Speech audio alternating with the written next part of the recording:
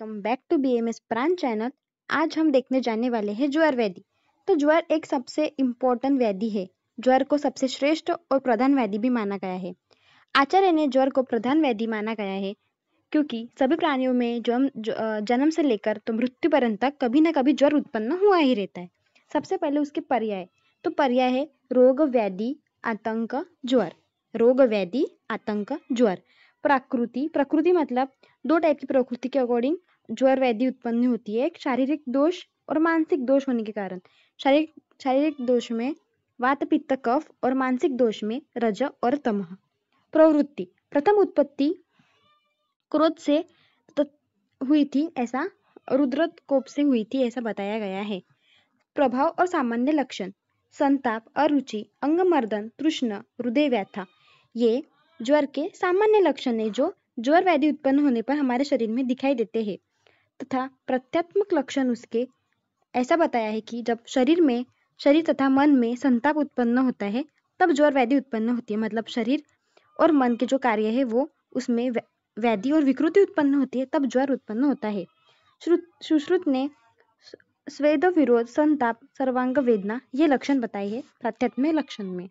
अब सबसे पहले हम देखने जाने वाले हैं ज्वर का निदान। तो ज्वर का निदान मतलब ज्वर किन रीजंस के कारण उत्पन्न होता है। तो सबसे पहले तो पंचकर्म का मिथ्य प्रयोग, बाहरी आघात, वर्ण विद्राही, पाक, धातुशय, शोक, विष, ऋतु परिवर्तन और अभिशाप जैसे इन हेतुओं के कारण हमारे शरीर में ज्वर देखा जाता है। अभी सबसे पहले तो विशिष्ट लक्षण क्या है ज्वर के। विशिष्ट मतलब क्या है, तो मेन सिग्निफिकेंट रीजंस। तो आचार्य वाग्भट ने दो प्रकार बताए जिसमें वर्णन, जैसे कि सन्निकृष्ट निदान और विप्रकृष्ट निदान। तो सन्निकृष्ट निदान में मतलब क्या है, तो दोष मतलब शरीर में जो दोष उत्पन्न हो रहे उसके कारण जो ज्वर दिखाई देता है वो सन्निकृष्ट निदान में आता है। और जो दोष हमारे आहार विहार में, जैसे कि हमारे डेली लाइफ में हम जो आहार विहार लेते हैं, अगर हम प्रॉपर आहार विहार इंटेक नहीं कर रहे होंगे तो वो विप्रकृष्ट निदान में उसके लक्षण आते हैं। अब देखने वाले हैं हम ज्वर की संप्राप्ति। ज्वर की संप्राप्ति एकदम सिंपल है। सबसे पहले तो हम देख रहे हैं कि निदान सेवन या पित्त आहार विहार, मतलब हमारा जो आहार विहार है उसमें अगर कुछ दोष उत्पन्न होगा, मतलब हम आहार ठीक से नहीं ले रहे होंगे तो उसके कारण सबसे पहले दोष प्रकोप होगा। दोष प्रकोप होने के बाद हमारे आमाशय में दोषों का संचय होगा। जब दोषों का हमारे आमाशय में संचय हो जाएगा उसके कारण क्या होगा, जो दोष अभी समझ, जैसे कि रस धातु है तो उससे दोष आमाशय में जाने के बाद प्रकृप दोषों का रस धातु से संयोग होगा। सबसे पहले दोष प्रकोपित होंगे, आमाशय में दोषों का संचय होगा, फिर वही प्रकृप दोष का रस धातु का संयोग होगा। उसके बाद दोष और रस धातु सब शरीर में फैलना शुरू कर देंगे। फैलने के बाद जठर अग्नि जो अपने आश्रय में रहती है उसका बहिर्गमन होगा, मतलब वो जठर अग्नि मंद होना स्टार्ट होंगी और उसका फैलना मतलब शरीर में फैलना भी स्टार्ट हो जाएगा। जठर अग्नि का नहीं, सॉरी, जैसे कि रस धातु सर्व शरीर में फैल चुके हैं उसके कारण जठर अग्नि अपने आशय में बहिर्गमन करने लग जाएंगी। उसके कारण सम दोष द्वारा स्रोतों में विरोध शुरू हो जाएगा और संपूर्ण शरीर में उष्णता उत्पन्न हो जाएगी जिसके कारण ज्वर उत्पन्न होगा। दोषों का प्रकोप होने के बाद आमाशय में संचय हुआ, उसके कारण दोष रस धातु का संयोग होने के बाद रस धातु प्रकोपित दोषों को लेकर सर्व शरीर में फैल गई। उसके बाद जठर अग्नि जो आमाशय में थी उसका बहिर्गमन होने लगा, मतलब अग्नि शरीर में फैलना शुरू कर दी जिसके कारण स्वतः विरोध हो गया और हमारे संपूर्ण शरीर में उष्णता उत्पन्न हो गई। अब हम देखने वाले हैं संप्राप्ति घटक। तो दोष, दुष्य, अधिष्ठान और स्रोतस। दोष पित्त प्रधान और त्रिदोषस, दुष्य रस धातु और कोष्ठ अग्नि, अधिष्ठान आमाशय सर्व शरीर और स्रोतस रसव स्रोतस। ठीक है, अब हम देखने वाले हैं भेद। तो भेद को एक ज्वर में सबसे इंपॉर्टेंट जो पार्ट है वो भेद ही होता है। जैसे कि द्विविध भेद। अभी ज्वर के दो भेद, अभी ज्वर के द्विविध भेद है।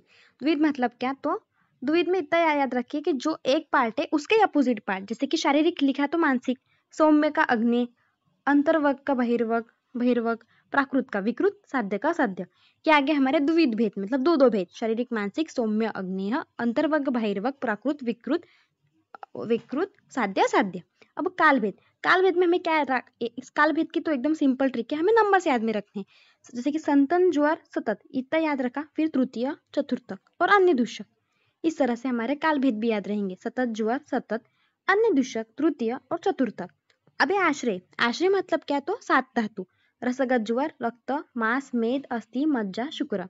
अभी इतना याद रखना है कि जो रस रक्त मांस मेद है वो साध्य है, और जो अस्थि मज्जा है वो कृच्छ साधक, और शुक्रघत मतलब असाध्य, क्यूरेबल, माइल्ड क्यूरेबल और अनक्यूरेबल।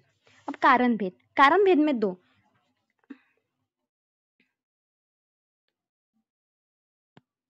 तो कारण भेद में दो, नीच ज्वर और आगंतुक ज्वर। नीच ज्वर में वातज पित्तज कफज, वात पित्तज ज्वर, वात कफज ज्वर, पित्त कफज ज्वर, सनिपातज और आगुंतक आगुंतक। मतलब नीच ज्वर मतलब इंटरनल रीजंस, मतलब इंटरनल प्रकृत होने के कारण जो होता है वो रीजंस वो, और आगंतुक मतलब बाहर, अभिघातज ज्वर, अभिशापज, अभिचारज और अभिशंगज। अब हम देखने वाले हैं पूर्व रूप। पूर्व रूप ज्वर के एकदम सिंपल है, श्रम से उत्पन्न रेस्टलेसनेस, उसके बाद शब्द से उत्पन्न अरित, बल वर्ण में हानि होना। पूर्व रूप मतलब प्री डोमिनल सिम्टम्स क्या देखेंगे जब व्याधि उत्पन्न होती है, तो मुख विसरता होंगी, अश्रुपूरिता मतलब वाटर फ्रॉम आईज आते, जो नॉर्मली हमारी बॉडी जो फील करते हैं ना फीवर आने पर, वही लक्षण लिखने हैं, तो इतना लर्न करने की नीड नहीं है। अंगमर्दन, जुम्बा, शीत वात आतप में इच्छा द्वेष होना, जैसे कि रोमहर्ष, अपहर्ष, अंकुच, शीत, तम। विशिष्ट लक्षण याद रखने हैं हमें, वात पित्त से कफज के विशिष्ट लक्षण क्या है। वातिक ज्वर रहा तो जुम्बा, पेतिक पेतिक मतलब नेत्रों में दहा, और कफज में अरुचि, ये उसके विशिष्ट लक्षण है। अब उसके बाद में हम देखने वाले हैं विभिन्न प्रकार में ज्वरों का लक्षण। अभी हमें सब प्रकार, जैसे हमने स्टार्टिंग में देखे थे, जो 5 प्रकार देखे थे ना, उसमें देखेंगे कि ज्वरों में, व्याधि में ज्वरों के क्या क्या लक्षण आते हैं। उसके बाद में विभिन्न प्रकारों में ज्वरों के लक्षण। अंतर्वक ज्वर में क्या लक्षण आता है, तो अंतर्दाह की अधिकता, तृष्ण अधिक्य, प्रलाप, श्वास, भ्रम, स्वेद अभाव, दोष एवं मल का अवरोध। शरीर में बाहरी भाग में ताप की अधिकता, तृष्णा में कमी, लक्षण मृदुता, अल्प श्वास, मल प्रवृत्ति और श्वेत विरोध, यह बाहरी वक के लक्षण है। अंतर्वग में श्वास, कास, प्रलाप, तृष्ण अधिक्य, अंतर्दाह की अधिकता, भ्रम, स्वेद, दोष एवं मल का अवरोध, यह लक्षण दिखाई देते। और बहिर्वक ज्वर मतलब शरीर के जो बाहरी ताप है उसमें तृष्ण मतलब प्यास लगती है, अल्पश्वास, मल प्रवृत्ति और स्वेद प्रवृत्ति, यह लक्षण दिखाई देते, मतलब कम हो जाती है। प्राकृत ज्वर और विकृत ज्वर, जिन ऋतुओं में वात पित्त कफ का स्वाभाविक रूप से प्रकोप होता है, उन ऋतुओं में होने वाले मतलब प्राकृत ज्वर रहता है। मतलब वात पित्त कफ में स्वाभाविक जो पैटर्न है उसके अकॉर्डिंगली अगर ज्वर आ रहा होगा तो ऋतुओं में उसको प्राकृत ज्वर कहते हैं। पर अचानक से कैसा है, जैसे कि काल के विपरीत स्वभाव में होने वाला ज्वर को, जो ऋतु है उसके अपोजिट में, जैसे कि वर्षा ऋतु में पित्त ज्वर का आना, इसको विकृत ज्वर कहते हैं। साध्य ज्वर, असाध्य ज्वर। साध्य ज्वर मतलब क्या, बलवान रोगी, दोषों की अल्पता, उपद्रव रहित ज्वर, मतलब उपद्रव ज्यादा नहीं है, कॉम्प्लिकेशन ज्यादा नहीं है, और बलवान है मतलब ठीक हो जाएंगे। असाध्य मतलब क्या, जिसमें कॉम्प्लिकेशन ज्यादा है, दुर्बल रोनी, दोषों की अधिकता, उपद्रव युक्त ज्वर। अभी नीच ज्वर, नीच ज्वर में क्या देखने वाले हैं कि वातिक ज्वर के लक्षण, वातिक ज्वर के, पित्त ज्वर के और कफत ज्वर के लक्षण देखेंगे। उसके बाद में हम जो वात पित्त है उसमें वात और पित्त दोनों के लक्षण लिखना है। नीच ज्वर के हमने टाइप्स देखे थे, वातिक थे, पित्तिक, कफक, फिर वात पित्तिक, वात कफक और कफ पित्तिक, ऐसा। तो वातिक में क्या है, तो नॉर्मली सब व्याधि में वात के जो लक्षण है वही सब लक्षण लिखने हैं हमें जो वात व्याधि में रहते हैं, जैसे कि निद्रा नाश, अंधामान, वेपतु, जुम्बा, विषम आरोग्यम तथा विषम वेग, ताप का घटती बढ़ती रहना, वेपेतु, जुम्बा, कंठ ओष्ठ सूक्ष्मता, ड्राइनेस इन माउथ मतलब कंठ ओष्ठ सूक्ष्मता, स्लीपलेस नहीं रहना, अंधमान, गाढ़ विटकता, हार्ड स्टूल पास होना। वेतिक में क्या आएगा, तो वेतिक में हमें पता है कि वेत मतलब उष्णता बढ़ती है ना, तो तीक्ष्ण वेग ज्वर, अतिसार, दहा, मूर्छा, पित्त वमन, भ्रम, तृष्णा, स्वेद प्रवृत्ति, पित्त विनमूत्रता तथा नेत्रों में पीलापन, ये लक्षण हमें दिखाई देंगे। कफ में लाल स्राव, निद्रा अधिक्य, संपूर्ण शरीर में एक साथ ज्वर का उत्पन्न होना, गौरव, प्रतिशाय, शुक्ल वर्णता, मधुरा सात्यत्म, ये लक्षण दिखाई देंगे। अब आगुंतिक ज्वर मतलब क्या? तो अभिघातज, अभिशापज, अभिचारज और अभिसंगज। अभिज्वरज मतलब क्या? जो काम, क्रोध, भय, शोक तथा भूत व्यक्तियों को ज्वर दिखता है उसे अभिसंगज ज्वर कहते हैं। मतलब भूत ये सब दिखना तथा भूत ये सब दिखना नहीं, काम, क्रोध, भय, शोक तथा भूत, ये जो काम, क्रोध, भय, शोक के कारण जो अपने इंटरनल फीलिंग्स के कारण जो आता है, एंजाइटी, प्रलाप, डिलिब्रम, जैसे कि देखो मूर्छा, उदर रोग, शिरोशूल, शूद्रानाश, ये उसके लक्षण दिखाई देंगे। तो ये अभिसंगज। अभिघातज मतलब क्या? तो किसी ने हमें मारा वारा, पिटाई जो रिलेटेड रहते हैं वो, जैसे कि तलवार शास्त्र कष्ट, मुवका आदि में दिखाई देने वाले अभिघातज। और अभिशापज मतलब क्या? तो अभिशापज मतलब सिद्ध पुरुषों के शाप के कारण उत्पन्न ज्वर। हमें अभिशापज वर्ड में है कि शाप, हमें जो सिद्ध पुरुष है उनका जो शाप मिला है उसके कारण। अभिचारज मतलब क्या? तो सिद्ध पुरुषों के अभिचार, मारण, मोहन, उच्चलन आदि कर्म के कारण उत्पन्न ज्वर को अभिचारज ज्वर कहते हैं। और इनमें लक्षण सन्निपात ज्वर के समान ही होते हैं। मतलब अभिचारज मतलब सिद्ध पुरुषों को हमें उसके डिसरिस्पेक्ट कर रहे हैं तो मारण, मोहन, उच्छलन इत्यादि गुण इत्यादि भावनाओं के कारण अभिचारज ज्वर उत्पन्न होता है। आश्रय भेद में ज्वर के लक्षण: रसगत धातु, रक्त, मांस, मेद, अस्थि, मज्जा। तो उसमें हम इन सब व्याधि में हमें 1 मिनट, हाँ, तो रस धातु ज्वर।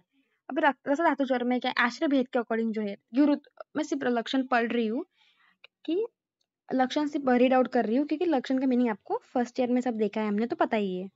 गुरुता, उद्वेग, छर्दी, अरुचि, दीनता, अंगमर्दन और अंगसात, ये रस धातु के। रक्त के रस मतलब क्या? रक्त रिलेटेड जो ज्वर रहेंगे, दूषित रहेगा वो। कृष्ण, दाह, मोह, रक्त अधिष्ठान, प्रलाप और गंप मतलब कंफ्यूजन। उसके बाद में मास धातु, अनर्थ, दाह, दुर्गंध, मोह, ग्लानि, अतिसार। मेद में स्वेद अति के ज्यादा रहता है क्योंकि फैट इंक्रीज रहता है। तो मृष्ण, स्वगंध, ग्लानि, अरोचक। अस्थिगत धातु में अतिसार, अस्थिभेद, कंठ कुंजन, हाथ पैर इधर उधर पटकना, वमन। मज्जागत धातु में हिक्का, श्वास, कास, तम प्रवेश, मर्म स्थान में पीड़ा आदि उत्पन्न होना। उसके बाद में विषम ज्वर। विषम ज्वर में विषम ज्वर मतलब क्या? अभी विषम ज्वर का जो पार्ट है ये हम नेक्स्ट लेक्चर में देखेंगे। होप आपको आज का वीडियो समझ में आएगा। ज्वर के 2 वीडियोस अपलोड होंगे, पार्ट 1 और पार्ट 2। पार्ट 1 में ज्वर के सब भेद बताइए और सेकंड वीडियो में हम स्पेशली विषम ज्वर अच्छे से देखेंगे। Thank you.